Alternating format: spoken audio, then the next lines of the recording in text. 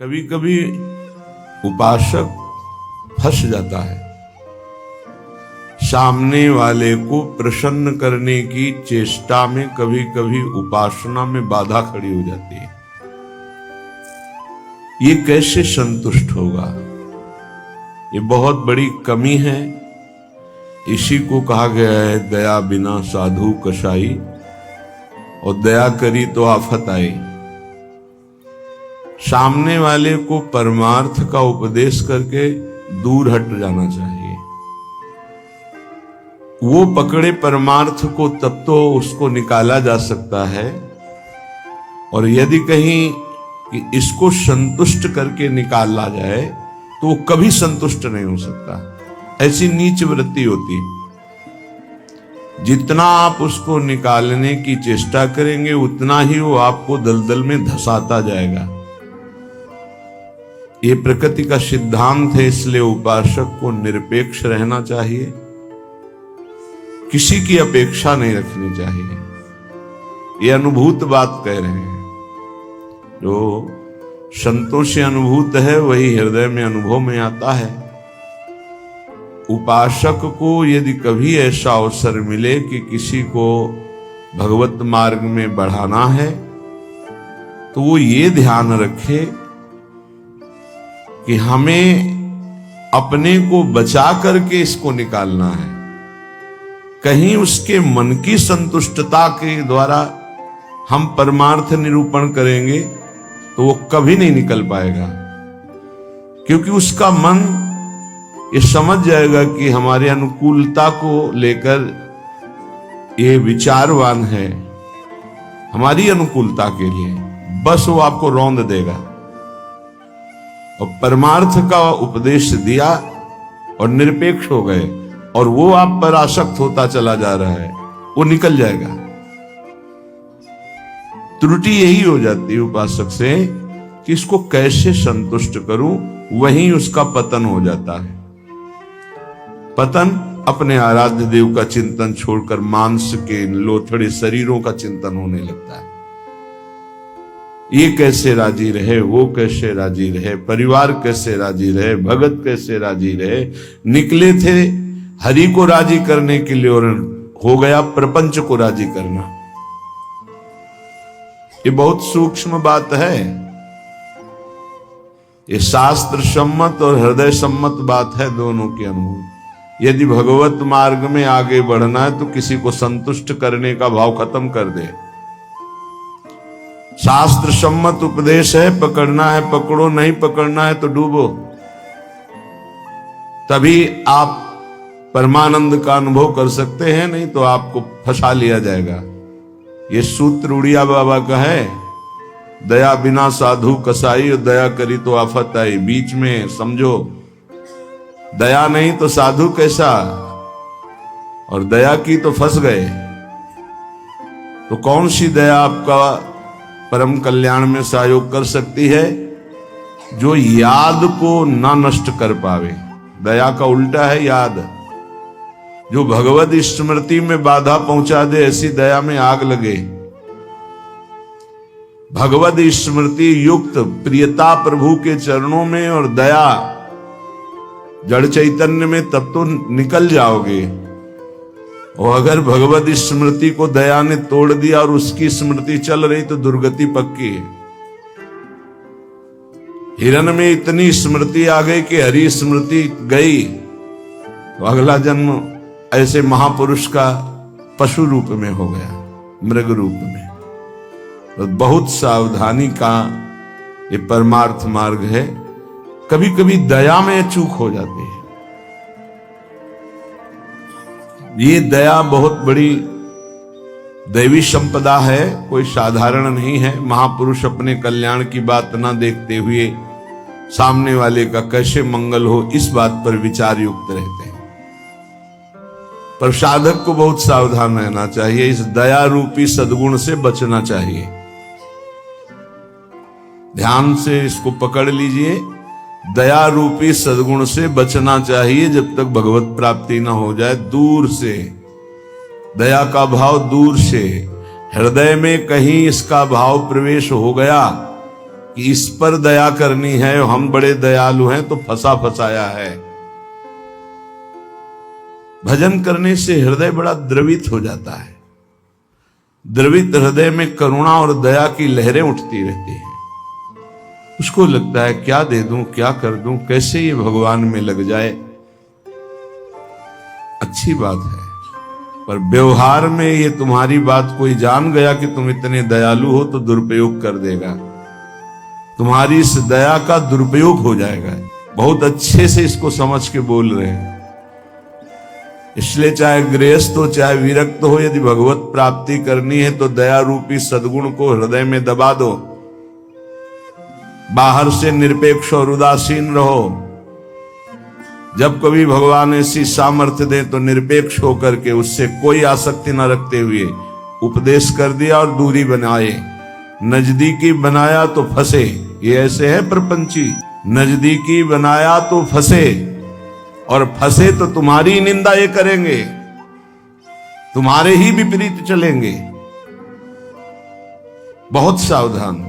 जैसे डूबने वाले को बचाने वाला जाए और चतुर तैराक ना हो, चतुर इसलिए कि अपने को बचा ले, तैराक इसलिए कि उसको भी निकाल ले, तो डूबने वाला पहला काम करता है बचाने वाले को डुबोता है और ऊपर उठ के सांस लेना चाहता है। बस ऐसे ही भव समुद्र में, प्रपंच में कामी क्रोधी लोभी ऐसे जो जन डूबे हुए हैं, साधु का कर्तव्य है उनको निकालना, पर परम प्रवीणता पूर्वक अपने को बचाते हुए, नहीं तो पक्का डूब जाएगा। पक्का अनुभव की बात है। संतों की जो बातें होती है वो छाती की बातें होती, पढ़ी लिखी बातों में उतना प्रभाव नहीं पड़ता जितना हृदय की अनुभूत बातों पर पड़ता है। फिर अनुभव होगा कि बड़ा इष्ट कठोर है, वो हमारी रक्षा नहीं की, हमको बचाया नहीं, हम संकट में फंस गए। तो इष्ट शास्त्रों में संतों के रूप में, गुरुदेव के रूप में उपदेश करते हैं। निरपेक्षम मुनिम शांतम निर्वैरम समदर्शनम। कहां यहां ऐसा लिखा है कि तुम ऐसी दया करो कि उसी का चिंतन करने लगो, उसी के गले लग जाओ, उसी को अपना मान लो? कहां लिखा है? निरपेक्षम, किसी की अपेक्षा नहीं। हम उपदेश कर रहे हैं, उसको पकड़ो तो आओ, जैसे हम चाहें वैसे चलो तो आओ, नहीं तो जाओ। भगवान का ही सब बनाया हुआ खेल है, भोगो खेलो, नरक जाओ स्वर्ग जाओ, तुम्हारी रुचि। अगर मुक्त होना चाहते हो तो आज्ञा का पालन करो, निरपेक्ष रहे। निरपेक्षम मुनिम, मननशील, एक क्षण भी अपने प्रभु को ना छोड़े। इस संसार का सूत्र है। यदि आप निरपेक्ष रहे तो आपकी चरण धूल माथे पे चढ़ाएगा और आपकी आज्ञा का पालन करेगा। और यदि आपने दुलार कर दिया, उसको अपेक्षा कि ये भगवान को प्राप्त हो, ऐसी चेष्टा करके दुलार कर दिया, तो वो तुम्हारी बात को रौंद देगा। सामने वाला यदि अपना परिवर्तन नहीं चाहता तो पूरा जीवन संग दे दो तो भी उसका परिवर्तन नहीं होने वाला। अगर परिवर्तन चाहता है तो दूर से एक शब्द सुनकर उसका परिवर्तन हो जाएगा। साधु बहुत सावधान। बड़े बड़े जो संत अनुभव करके बोल गए हैं, वो अपने अनुभव से बोल रहे हैं, अपने हृदय की बात बोल रहे हैं। आप पकड़ लोगे तो आपका चिंतन नहीं बर्बाद होगा, वो अनुभूत बात आपको माया से बचा लेगी। सदैव अपने इष्ट देव के विचार में रहना चाहिए। भूल ये हो जाती है कि मुझे प्रभु न मानकर उसका कल्याण करने का ठेका ले लेते हैं। हम इसका उद्धार कर सकते हैं, भूल हो गई। हमारे प्रभु आए शिष्य का रोल करते हुए, स्वांग करते हुए, तो स्वांग मात्र करना गुरु का असली बात नहीं है। गुरु शिष्य एक ही परमात्मा तत्व विराजमान है, असली बात है। ये भूल हो जाती है। कैसे ये संभले, कैसे ये दुखों से निवृत्त हो, कैसे भगवान को प्राप्त हो। थोड़ा बस उसके अनुकूल हो गए, वो तुम्हारी हर बात रौंद देगा, तुम्हें सेवक बना देगा, अपना गुलाम बना देगा। मान लेना हमारी बात, दिमाग में लिख लेना। एक साधारण विषयी आदमी तुम्हें अपना गुलाम बना सकता है। कैसे? उसकी अनुकूलता को यदि तुमने परोसा, बस वो तुम्हारी आज्ञा का उल्लंघन कर देगा। ऐसे सात्विक जन बहुत कम होते हैं जो ये बात सोचे कि ये किसी की तरफ देखते नहीं, किसी से बोलते नहीं। इन्होंने हमारी तरफ देखा, हमसे बोले, बात किया, अहो भाग्य। ये हम अपने अनुभव की बात और संतों के अनुभव की बात करते हैं जो माया मुक्त हैं। किसी को उपदेश देकर निरपेक्ष हो जाना, यही उसके कल्याण का स्वरूप है। उसको दुलार करना अपने और उसके दोनों के पतन का रास्ता है पक्का। संसार में कहीं कोई भी यदि भगवत मार्ग में चलना चाहता है तो शब्द पकड़कर निकल जाएगा माया से। और अगर गुरुजनों के, महापुरुषों के वचनों को नहीं माना तो हम लौट जाएं उसके चरणों में, हमारे ऊपर से खेले, तो भी वो कल्याण को प्राप्त नहीं हो सकता, क्योंकि वो वचन का पालन नहीं कर रहा। गुरुजनों का उदास रहना हमारे लिए अत्यंत आवश्यक है, क्योंकि जब वो उदासीन होकर तिरछी चितवन से देखते हैं तो हृदय थर्रा जाता है और धर्म पूर्वक चलता है। और जब गुरुदेव मुस्कुरा देते हैं तो उसका उल्टा फल होता है, हमें गर्व हो जाता है और हम उनकी आज्ञा का उल्लंघन कर देते हैं। ये संसार सद्गुरु स्वरूप है, ये पूरे जीवन शिक्षा देता रहता है। इसलिए हम बैरागी, भगवत मार्ग के अनुरागी या गृहस्थ में जो वैष्णवजन हैं, उनको ये जो दूसरों को उपदेश देना, दूसरों के कल्याण का ठेकेदार बन जाना, ये बहुत ही घातक खेल है। प्रवचन करना, उपदेश करना, दूसरों के मन को संतुष्ट करना, ये बहुत ही घातक खेल है भगवत प्राप्ति में। तब तक मुंह नहीं खोलना चाहिए जब तक स्वयं साक्षात्कार भगवान का न कर ले, नहीं तो मिटिया मेट साधना को करने के लिए ये माया प्रपंच बहुत विचित्र है। उस समय आपको अनुभव होगा कि भगवान बहुत कठोर है, हमारी बात नहीं सुनते, हमें बचाया नहीं, इसीलिए पहले भगवान संत और शास्त्रों के रूप में बोल दिए हैं, ऐसा करोगे तो परिणाम ऐसा होगा। सावधान, तब तक कभी किसी को शिष्य ना बनावे जब तक स्वयं भगवत प्राप्त ना हो जाए। तब तक कभी प्रवचन उपदेश ना करे जब तक स्वयं प्रवचन उपदेश का आचरण जीवन में उतर ना जाए। जब सामने वाले में भगवान का दर्शन हो तो फिर स्वांता सुखाए तुलसी रघुनाथ गाथा। अपने अंतःकरण में भगवत प्रेम उल्लसित होते हुए भगवत चर्चा, ये आत्म सुख के लिए है, नहीं तो बाधा पड़ जाएगी, पक्का बाधा पड़ जाएगी। इष्ट का चिंतन छूट करके इसको कैसे प्रसन्न करें, इसको कैसे राजी करें, इसको कैसे दुलार करें, बस इसी में अब आप विचार करो। एक संसार त्यागी वैरागी भगवान के मार्ग का पथिक प्रपंचिक शरीराभिमानी भोगी विषयी पुरुषों के संतुष्टता के लिए वो विचारवान हो गया। ये विचार है गलत। तुम्हारे विचारों का उनके विचारों में प्रवेश हो जाए और वो तुम्हारे विचार में मगन रहे, तब उनका कल्याण होगा। तुम अपने विचारों को दबाकर उनके विचार में मगन हो गए, तुम्हारा पतन हो जाएगा। इसीलिए प्रचार प्रसार के लिए सिद्ध पुरुषों का अधिकार है।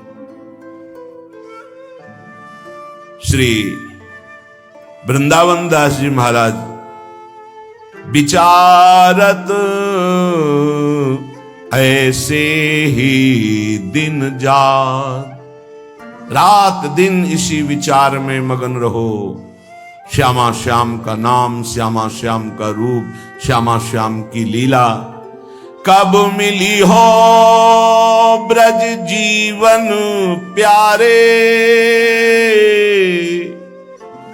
गोरे सावल गात, विचारत ऐसे ही दिन जात। उपासक का कैसे दिन जाता है, कैसे रात जाती है, विचारत ऐसे ही दिन जात, कब मिली हो ब्रज जीवन प्यारे, कब मिली हो, कब मिली हो, विचारत ऐसे ही दिन जात, कब मिली हो ब्रज जीवन प्यारे, गोरे सावल गात, विचारत ऐसे ही दिन जात। कब मिलोगे? इतने दिन हो गए अभी तक साक्षात्कार नहीं हुआ। आज का दिन गया, आज की रात गई, फिर दिन आया, प्रभु कब मिलोगे, कब मिलोगे? ये व्याकुलता, यहां दूसरे के चिंतन की कोई गुंजाइश नहीं है। दया से चिंतन में फिसला साधक। ये हिरण का बच्चा मर जाएगा अगर हम इसकी रक्षा नहीं करें। चलो ठीक, बाहर निकाल लिया, अब इसका पालन पोषण करना, चलो ये भी ठीक। 10-5 दिन में छोड़ देते, नहीं, गले लगा लिया, अगला जन्म हिरण का हो गया। बहुत बुरी तरह साधक दया में फंस जाता है। आसपास ऐसा जाल बिछ जाता है कि निकलना मुश्किल हो जाता है। दया से बहुत बचो, ये भागवतिक सद्गुण है, आता है हृदय में, द्रवित होता है हृदय। जहां दूसरों का चिंतन हुआ तहां चिंतन अपना बदल जाता है। फिर क्या होता है? कहिबे में नियरे से लागत, सपन्यों नहीं दर्शात, अब कछु निठुर भय या जुग में, ताते मन पछतात, विचारत ऐसे ही दिन जात। वो बातें तो प्रभु की करता है, लेकिन ऐसा अनुभव में नहीं है। बहुत दूर प्रभु होते हैं। कहिबे में नियरे से लागत, सपन्यों नहीं दर्शात। स्वप्न में भी प्रभु नहीं आते। क्यों? गजब की बात है, साधक जीवन भर चिंतन को संभालता रहता है। दूसरे पर दया करके वो अपने कीमती चिंतन को दे दिया है, वो समझ नहीं पाता क्या हमारे से इनको मिल रहा है। इन्होंने अमोघ चिंतन छोड़ करके मुझे अपना लिया, मेरा चिंतन करते हैं, मेरे दोषों को मेरे सामने रखते हैं, मेरे को अपना मानते हैं, इसलिए प्राण न्यौछावर हो जाने चाहिए। लेकिन नहीं, वो प्राण ले लेगा उसके, अगर ऐसी गलती की कोई उपासक। निज अनुभव ये कहो खगेसा, वो तुम्हारे प्राण ले लेगा, वो तुम्हारी जीवन भर की चिंतन वृत्ति को रौंद देगा यदि तुमने दया कर दिया। इस बात को समझ लेना। संतों का संग क्यों सुना जाता है? शास्त्रों में वही सब लिखा है। उसको अपने अनुभव से डुबो कर बोलते हैं। कहिबे में नियरे से लागत, सपने हूं नहीं दर्शात। अब करो प्रवचन। हृदय में आश्रय दूसरे का, चिंतन दूसरे का, संबंध दूसरे का, तो स्वप्न में भी आपके आराध्य देव नहीं झलकेंगे। फिर क्या हृदय कहेगा? अब कछु निठुर भय आ जुग में, ताते मन पछतात। अब भगवान भी नहीं सुनते, बहुत कठोर हो गए। हमें लगता है इस युग में, पहले बहुत जल्दी कृपा करते थे। हम आपको बताते हैं कलयुग में सबसे जल्दी भगवान प्रसन्न होते हैं। ठाकुर जी को जब यशोदा मैया रस्सी से बांधती हैं तो रास लीला में दर्शन करवाते हैं कि मैया ने कसम धरवानी शुरू की कि बंद जा लाला, हर रस्सी 2 अंगुल छोटी। तो उनको पता है भगत बहुत प्यारे हैं, पहले तो बड़ी कसम खवाई निज भगवान के स्वरूपों की, नहीं बंधे। फिर सतयुग के भक्तों की, फिर त्रेता के, फिर द्वापर के, जो ही कहा कि तुम्हें कलयुग के भक्तों की शपथ से बन गए। क्यों? कलयुग में बहुत कम भक्त होते हैं, विशुद्ध भक्त भगवान की। हाँ, वृष्टि शारदी कहूं कहूं हुई, जैसे शारदीय वृष्टि कहीं कहीं होती है, ऐसी भगवान की भक्ति, विशुद्ध भक्ति। विशुद्ध भक्ति में मिलावट, नाटक, दंभ, पाखंड, दिखावा, ये सब, केवल एक प्रभु से अपनापन, बहुत कम, तत्काल बन गए भगवान। कलयुग के भक्तों की जीव शपथ दी भगवान, ऐसा रासलीला में दर्शन कराते हैं। कलयुग में बहुत जल्दी भगवान का साक्षात्कार होता है, पर बड़ा कठिन है अपने मन को समेटकर प्रभु में लगाना। करुणा निधि के ही भांति कहावो, सुनत नहीं सकुचात। एक बात मान लेना, हमारे प्रभु तक आवाज उसी की पहुंचती जिसका केवल प्रभु से संबंध है। अगर दूसरा कोई है तो आवाज नहीं पहुंचेगी, तुम्हारे हृदय में ही बैठेंगे, नहीं सुनेंगे। आवाज पहुंचती है जब केवल प्रभु रहते। जैसे द्रौपदी जी, जब तक कोई और था, अपना बल था, तो आवाज नहीं निकली। क्या द्रौपदी जी के हृदय में भगवान का चिंतन नहीं होता क्या? महाभारत में लिखा है, जो ही दुशासन आया तो भगवान का चिंतन चल रहा था, क्योंकि महाभागवत कोई ऐसा नहीं कि श्री कृष्ण का विस्मरण था, लेकिन बल था पांडवों का, बल था औरों का, पुकार नहीं हुई, पुकार नहीं हुई। महाभारत प्रसंग में पढ़ के देख लेना, जो ही दुशासन गया उस समय द्वारिकाधीश भगवान के चिंतन में बैठी थी, क्योंकि रजस्वला थी। बल था कि ये सभा में ले जाएगा, 5 पति हैं, भीष्म आदि महापुरुष, आश्रय अन्य होने के कारण वो केवल अंदर चिंतन चल रहा था, पुकार नहीं हुई थी। बहुत सावधानी से समझने का विषय। जब सब बल छूट गया तब उन्हीं का जो हृदय में चिंतन हो रहा था, जो ही पुकार हुआ तो चमत्कार हो गया, वस्त्रावतार भगवान का हो गया। इसलिए करुणानिधि हैं, पर वो सुनेंगे नहीं जब तक आपका कोई और है। ये बहुत जल्दी फोन नंबर लग जाता है हमारे ठाकुर जी से। नंबर है एक, बस एक, मेरे तो गिरधर गोपाल, दूसरों न कोई। बात कर लो, सब डिलीट करो।